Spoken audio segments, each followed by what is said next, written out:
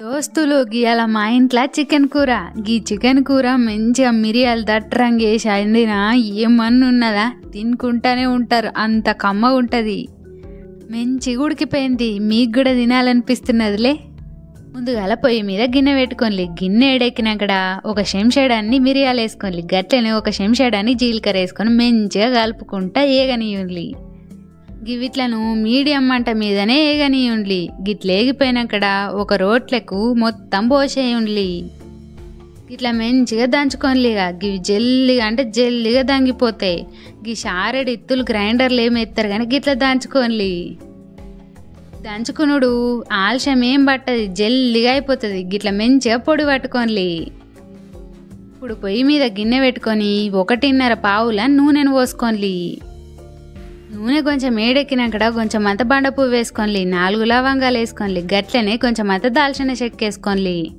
ఇప్పుడు ముందుగాలనే నూరు పెట్టుకున్న అల్లం ఎల్లుల్లిగడ్డ పేస్టును మొత్తం వేసేయండి. దీంట్లో నేను 4 ఉల్లిగడ్డలు, 1 ఎల్లిగడ్డ, కొంచెం అంత అల్లం వేసిన. ఇప్పుడు మంచిగా చెంచాతోటి కలుపుకుంటే ఎంపుకోనిలి. ఇది మంచిగా గోల్తేనే కమ్మగా వస్తుంది కూర. గిట్లా కలపంగానే మంచిగా ఎగిపోతుంది. ఇప్పుడు ఇండ్లకు 1/2 కిలో చికెన్ను మొత్తం వేసేసుకోండి.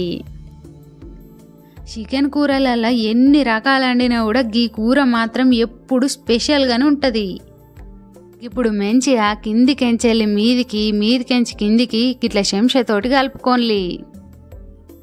దోస్తులు గట్లనే మన ఛానల్ని లైక్, షేర్, సబ్స్క్రైబ్ చేసుడు మాత్రం అస్సలు మర్చిపోకుండి. మీకు ఏదన్నా వంట వీడియో కావాలంటే నాకు కామెంట్లలో చెప్పుండి, తప్పకుండా చేసి పెడతా. ఇట్లా మూత పెట్టి ఉడకనీయండి ఒక 3 నిమిషాల దాకా. 3 నిమిషాలు అయినాక మూత తీయండి. మంచిగా చికెన్లకు నీరు వస్తుంది. గిట్లా నూనె లేగితే వేరే లెవెల్ ఉంటుంది, కమ్మగా ఉంటుంది. గిట్లా మంచిగా ఒక చెంచాతోటి మళ్ళీ ఒకసారి మొత్తం కలుపుకోండి. ఇప్పుడు ఒక చెంచాడు ఉప్పు వేసుకోండి. ఇప్పుడు ఒక చెంచాడంతా పసుపు వేసుకోండి. ఇదేమున్నది, మంచిగా చెంచాతోటి కలుపుకోండి. గిట్లా ముందుగా ఉప్పేసుట్లా జల్ది ఉడుకుతుంది కూర. గిట్లా వీడియోలో చూపిస్తున్నట్టు మంచిగా చెంచాతోటి కలుపుకోండి.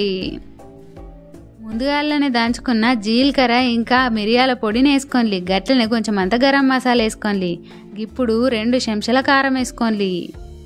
1 చెంచాడు ధనియాల పొడి, గట్లనే 1 చెంచాడు అంత కుడక పొడి వేసుకోండి. ఇక ఈ మసాలాలన్నీ వేసినాకడ మంచి ఒకసారి కలుపుకోండి.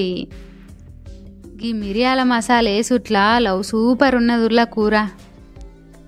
ఇట్లా కూర పొయ్యి మీద పడ్డదో లేదో నాకు మొత్తం పానం అంతా అందులోనే ఉంటుంది. ఎప్పుడెప్పుడు ఉడుకుతుందా కూర, నేను ఎప్పుడెప్పుడు కడుపు లేయాలనా అనిపిస్తుంది. మీకు కూడా గట్లనే అనిపిస్తుందా? అనిపిస్తే కామెంట్లో చెప్పుర్లి. ఇప్పుడు కొంచెం అంతా కసూరి మేతిని జీలకరించుకోండి. మళ్ళీ ఒకసారి కసూరిని మొత్తం కలిపేయండి. గదే కసూరి మేతిని మొత్తం కలిపేయండి కూరలకు. ఈ కసూరి మేతిని వేస్తే ఇల్లంతా మొత్తం గుమగుమనే. ఇప్పుడు ఇండ్లకు 2 చాయ్ గిలాసుల నీళ్ళు పోసుకుంటున్నా. మీకు ఎక్క షోర్వ కావాలంటే కొంచెం ఎక్క కూడా పోసుకోవచ్చు. గిల్ల నీళ్ళు పోసినాకడ మంచి ఒకసారి చెంచాతోటి మొత్తం కలుపుకోండి. ఇట్లా ఒక్కసారి మీ ఇంట్లో వండుకోండి, మళ్ళీ వండుకుంటారు, గంత కమ్మగా ఉంటుంది. నేను చెప్పుడు కాదు, మీరు వండుకొని చూడండి ఒకసారి. ఇప్పుడు మూత పెట్టుకొని 20 నిమిషాల దాకా మంచిగా మీడియం మంట మీద ఉడకనిచ్చుకోండి.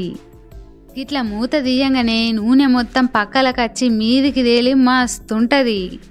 ఇప్పుడు మంచిగా కలుపుకోండి. చూడండి ఎంత మంచిగా అయిందో. ఈ కూర రొట్టెల కన్నా, బగారన్నంల కన్నా, ఉత్తన్నంల కన్నా, లేకుంటే పూరీల కన్నా కూడా సూపర్గా ఉంటుంది.